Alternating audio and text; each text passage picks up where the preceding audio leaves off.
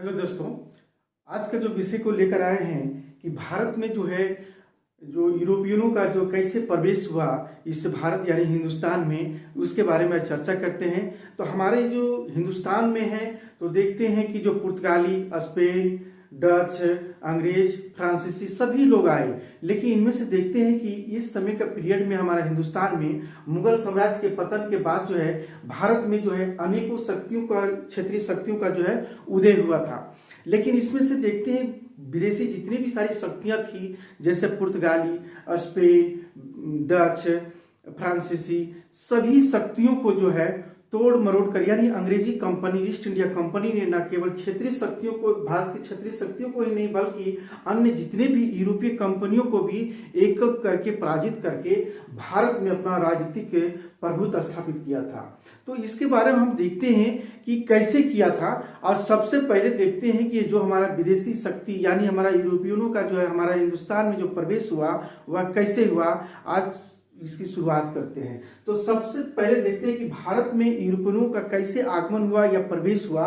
तो सबसे पहले देखते हैं कि ये लोग व्यापार के सिलसिले से हुआ था। तो कैसे हुआ था? सबसे पहले जो व्यापार मार्ग, इसी समय जो है 14वीं से लेकर 16वीं शताब्दी के बीच में जो है यूरोपियों में, पूरे यूरोप में देखते हैं पूरा जो व्यापार के मार्ग की खोज करने निकले थे। तो सबसे पहले देखते हैं व्यापारिक मार्ग के बारे में, देखते हैं कि कैसे जो है ये व्यापारिक मार्ग था। सबसे पहले जो व्यापारिक मार्ग था वह हम देखते हैं कि उत्तरी मार्ग होते हुए जो ऑक्सस नदी, आप विश्व का मानचित्र अब देखेंगे तो वहां ऑक्सस नदी से कैस्पियन सागर होता हुआ काला सागर जाता था, यानी कैस्पियन सागर से काला सागर और कुस्तुनतुनिया जाकर वहीं पर समाप्त हो जाती थी। वहीं जाके पहला रास्ता था जो पहुंचने का रास्ता, व्यापारिक मार्ग, यानी पूरे विश्व में जो व्यापार होती थी वह जो व्यापार कैसे होती थी, 3 तरह से होती थी। तो पहले ये होता था। दूसरा था मध्य मार्ग, जो ईरान और सीरिया होता हुआ भूमध्य सागर तक जाता था ये व्यापार। तीसरी ये था, इस व्यापार मार्ग में मलक्का, आप देखते होंगे कि हिंदुस्तान के नीचे में जो है वो मैप देख लेंगे कि मलक्का से भारत के मालाबार तट से गुजरात के समुद्री तट से होता हुआ फारस की खाड़ी और फिर वहां से लाल सागर और फिर आगे जाकर सीरिया के एलेपो यानी मिस्र के अलेक्जेंड्रिया से होते हुए इटली के वेनिस और जेनोवा तक जाता था। ये 3 मार्गों के द्वारा यह जो है व्यापार होती थी। लेकिन इसमें सबसे बड़ी थी, इस व्यापार में अरब व्यापारियों का जो है के साथ साथ यूरोप के जो इटली के जो है व्यापारियों का एकाधिकार था। इस व्यापार में किसका था? अरब व्यापारियों का एकाधिपत्य था, साथ साथ यूरोप के जो इटली के व्यापारियों का भी एकाधिकार था। इसमें सबसे बड़ी चीज है कि इटली के जो व्यापारी है पुर्तगाल और स्पेन को इस मार्ग से होने वाले व्यापार में भागीदार नहीं बनाना चाहते। जो अरब व्यापारियों के जितने भी थे अपना एक अधिकार जो बनाए हुए थे, तो पुर्तगाल और स्पेन को इस मार्ग से होने वाला जो व्यापार था वह जो है भागीदार नहीं बनाना चाहते थे अपने प्रभुत्व के लिए। तो इस तरह से देखते हैं 1453 ईस्वी में आप सुने होंगे कि कुस्तुनतुनिया पर जब तुर्कों का अधिकार हो गया तो यह जो है व्यापारिक मार्ग सुरक्षित नहीं रह गया। सबसे पहले थोड़ा समझने के प्रयास करेंगे कि कुस्तुनतुनिया, यानी हम देखते हैं कि यूरोप का जो पूर्वी भाग, आप ध्यान से देखेंगे यूरोप का जो पूर्वी भाग है उसे रोमन साम्राज्य ही कहा जाता था। तो रोमन साम्राज्य था एक बहुत बड़ा। तो इसमें हम देखते हैं 2 भागों में बटा हुआ था, एक पश्चिमी भाग, एक पूर्वी भाग बटा था। तो पश्चिमी भाग का राजधानी रोम, जिसको इटली बोलते हैं, और पूर्वी रोम जो था ये 2 भागों में बटा हुआ था, यानी हमारा जो है ये पश्चिमी और ये पूर्वी, ये 2 भागों में बटा हुआ था। तो ये हम देखते हैं ये रोमन साम्राज्य, याद रखेंगे ये रोमन साम्राज्य। तो रोमन साम्राज्य देखते हैं कि पश्चिमी भाग का जो है इटली जो रोम था, और ये राजधानी इसकी पूर्वी भाग को हम लोग बोलते थे बेजेंटिया साम्राज्य या बेजेंटाइन साम्राज्य बोला जाता था। तो इसमें हम देखते हैं कि कॉन्स्टेंटाइनोपल, ये कुस्तुनतुनिया इसी को कहा जाता था, पूर्वी रोम था और इसकी राजधानी कुस्तुनतुनिया थी। यही कुस्तुनतुनिया, क्योंकि हम यहाँ देखते हैं क्या था कि बेजेंटिया जो साम्राज्य था क्या था, बेजेंटिया जो साम्राज्य था पूर्वी रोम क्या था, ये बहुत बड़ा जो है धार्मिक केंद्र था। क्या था ये धार्मिक केंद्र था। और ये धार्मिक केंद्र के साथ साथ यहाँ देखते हैं कि जितने भी सारे विद्वान थे, यानी तर्क वितर्क करने की शक्ति, यानी सारी जो है शक्ति जो था इसमें केंद्रित था इस समय। तो हम देखते हैं कि जब तुर्कों ने जब 1453 में तुर्कों के उस्मानिया साम्राज्य को, यानी उस्मानिया जो साम्राज्य था इसमें, तो तुर्कों के जो साम्राज्य उस्मानिया साम्राज्य की धीरे धीरे बहुत शक्तिशाली हो गया था, लेकिन बैजेंटिया साम्राज्य को पराजित कर अपना एक अधिकार कर लिया था तुर्कों ने।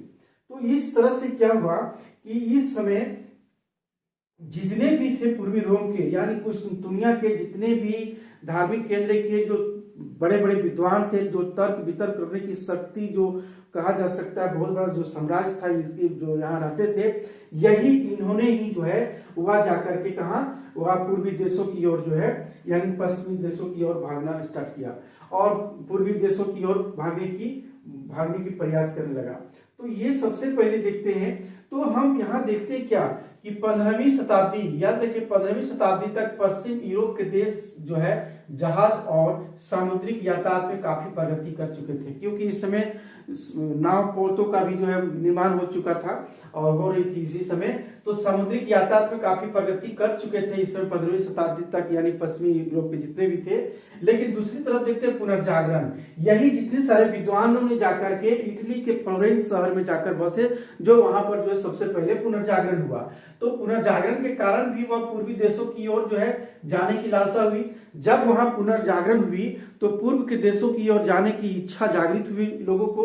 तो सबसे पहले लालसा क्यों हुआ था? क्योंकि यहाँ पर हम देखते हैं कि भारतीय जितने भी मसालों की जो मांग होती थी यूरोप में अत्यधिक थी। क्यों? क्योंकि यहाँ पर जो है यूरोप में जो है मांस को सुरक्षित रखने में मसालों को उपयोग अत्यधिक थी, क्योंकि वह ठंडी क्षेत्र है और वहां पर देखते हैं कि मांस को सुरक्षित रखने के लिए मसालों का यूज किया जाता, जो लपेट करके रखा जाता था, मसालों का उपयोग काफी था। तो भारत की जो मसाले थी वह जो मांग जो था बहुत था यूरोप में, और इस वजह से तो सबसे पहले यहाँ ध्यान रखने वाली बात है कि भारत में यूरोपियनों का जो प्रवेश हुआ कैसे हुआ, ये आप जो है नोट कर लेंगे। और सबसे पहले देखते हैं कि पुर्तगाल और स्पेन नए मार्ग खोजने की प्रयास किया था। कैसे?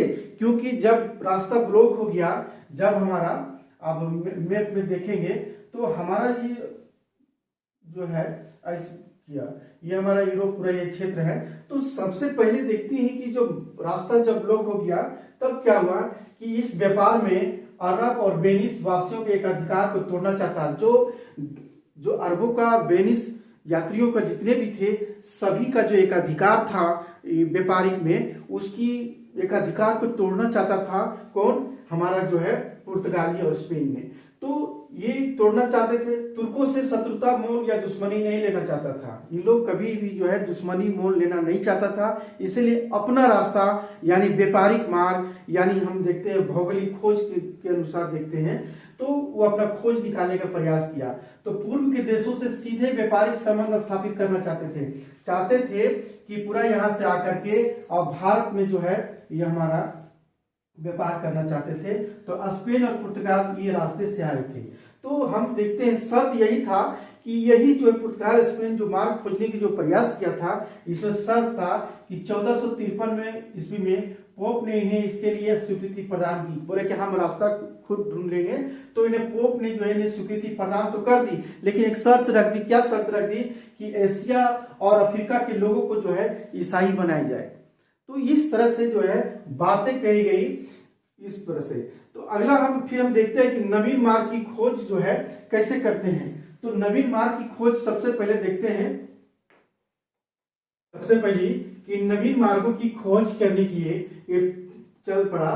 तो सबसे पहले देखते हैं कि पुर्तगाली शासक, इस समय पुर्तगाली शासक जॉन हेनरी थे, जिन्हें हेनरी द नेविगेटर कहा जाता है। परीक्षाओं में पूछे जाते हैं कि हेनरी द नेविगेटर किसे कहा जाता है, तो जॉन हेनरी को, क्योंकि पुर्तगाल के शासक है। इसने 15वीं शताब्दी की शुरुआत में अपनी नाविकों को जो है समुद्री यात्रा पर भेजना शुरू किया, क्योंकि इन्होंने एक स्कूल ऐसा खोला था, उसमें से कोलंबस भी, ये सारे लोग भी थे इसी में, क्योंकि अपना प्रशिक्षण का केंद्र भी खोले हुए थे। तो अपने नाविकों को समुद्री यात्रा पर भेजना शुरू किया और सबसे पहले देखते हैं कि किसने प्रारंभ हुआ था। सबसे पहले देखते हैं कि बार्थोलोम्यू डियाज जो एक पुर्तगाली था, जो उनको जो है 1487 ईस्वी में यानी 1487 ईस्वी में नावों के द्वारा यानी उसे भेजा गया। तो सबसे पहले देखते हैं कि हमारा जो ये भारत जो है, तो सबसे पहले ये अफ्रीका का तट है। तो हमारा ये जो क्षेत्र है, तो ये सपोज एक उदाहरण बता रहा हूं। तो सबसे पहले जो 1487 में नावों के द्वारा जो है आना प्रारंभ किया और यहीं तक यानी दक्षिण अफ्रीका के नीचे तट तक देखते हैं वहीं तक पहुंच पाया, यानी उसे केप ऑफ गुड होप के नाम से भी जाना जाता है, केप ऑफ स्टार्म के नाम से भी जाना जाता है। उसी को हिंदी में बोलते हैं उत्तर महासागरीय। तो उन्होंने खोज किया यहीं तक, फिर वहां से वापस चला गया। इसके बाद देखते हैं एक जो है क्रिस्टोफर कोलंबस को भेजा गया वहां से। तो क्रिस्टोफर कोलंबस जो है स्पेन वासी थे। तो 1492 में इसे जो भारत की खोज के लिए निकला था, ये भारत की खोज के लिए, लेकिन धीरे क्या हुआ कि ये बहाया द्वीप यानी बहाया द्वीप की ओर पहुंच गया और वहां पर उन लोगों को क्या कहा, रेड इंडियन कहा, रेड इंडियन कहा और वही अमेरिका की खोज की, यानी अमेरिको वेस्पुची के नाम से ही जो है अमेरिका की खोज की नाम पड़ा। तो सबसे पहले ये तो हमारा जो अमेरिका खोज किया। फिर देखते हैं कि वास्को डी गामा यानी जो पुर्तगाली था, वास्को डी गामा को भेजा गया। तो वास्को डी गामा सबसे पहले देखते हैं कि वहां के जो राजा उस समय थे यानी हमारे पुर्तगाल के, तो एमनुअल जो प्रथम थे, एमनुअल प्रथम राजा के आदेश से जो है वह निकला 1497 यानी 1497 ईस्वी में वह निकला वहां से। और वही जब निकला तो आशा अंतरिक्ष यानी हमारा जो उत्तर महासागरीय के रास्ते से ही 20 मई 1498 ईस्वी में भारत के मालाबार तट में कालीकट पहुंचा। यानी यहां से जब चला था तो यहाँ बार्थोलोम्यू डियाज यहाँ आशा अंतरिक्ष तक पहुंचे थे। तो यहाँ से धीरे धीरे जो है यह आना प्रारंभ किया और ये रास्ता तय किया। तय करने में भी क्या हुआ कि यहाँ जब गए तो यहाँ पर जो थे ये यहाँ के जो शासक था वास्को डी गामा को बहुत जो है स्वागत किया और स्वागत करने के बाद जो है वास्को डी गामा ने उस राजा को जो है एक जमोरिन की उपाधि दिया, यानी जमोरिन की उपाधि दिया गया था। ये जो केरल है, केरल का क्षेत्र है, केरल ये कोझिकोड जो बंदरगाह है आज के वर्तमान में, यहीं पर जो है पहुंचा था। यहां से जब पहुंचा हमारा जो वास्को डी गामा, तो यहां से काफी सामान लेकर वापस लौटा था और उस सामान में 60 गुना अधिक जो है लाभ भी इसे प्राप्त हुआ और यहीं से पुर्तगालियों का जो है आगमन शुरू हुआ। जब पहली बार जब इतने सारे सामान लेकर जब वापस आए तो 60 गुना जब फायदा हुआ, लाभ हुआ, तो लोगों में जो हड़कंप मच गई, लोगों में कि इतनी फायदे और इतने लाभ हुआ। तो यहीं से भारत में पुर्तगालियों का आगमन शुरू होगा। वास्को डी गामा जो है इसकी यात्रा करने के समय में, इस पीरियड में एक अब्दुल मलिक नाम की एक गुजराती पथ प्रदर्शक था। इन्हीं की सहायता से जो है ये पूरा ये यात्रा किया था वास्को डी गामा। ये बहुत ही इंपॉर्टेंट क्वेश्चन है कि वास्को डी गामा किसकी मदद से या जो है पूरी यात्रा की थी। तो अब्दुल मलिक जो थे वह गुजराती थे, पथ प्रदर्शक थे, उन्हीं के इशारे से, उन्हीं के जो है कहे से यात्रा को पूरा किया था। और वास्को डी गामा कितने जहाज लेकर गए थे? ये 3 जहाज लेकर गए थे। ये सब प्रश्न पूछे जा सकते हैं।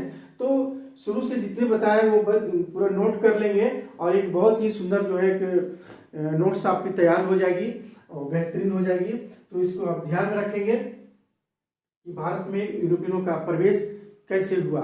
और इसके बाद हम देखते हैं कि पुर्तगालियों का जब यहाँ पर जब अपना वर्चस्व कायम करने लगा, क्या उद्देश्य था, इसका उद्देश्य होने के बाद इसका असफलता या पतन कैसे हुआ, इसके बारे में अगला हम जो है क्लास में बताने का प्रयास करेंगे।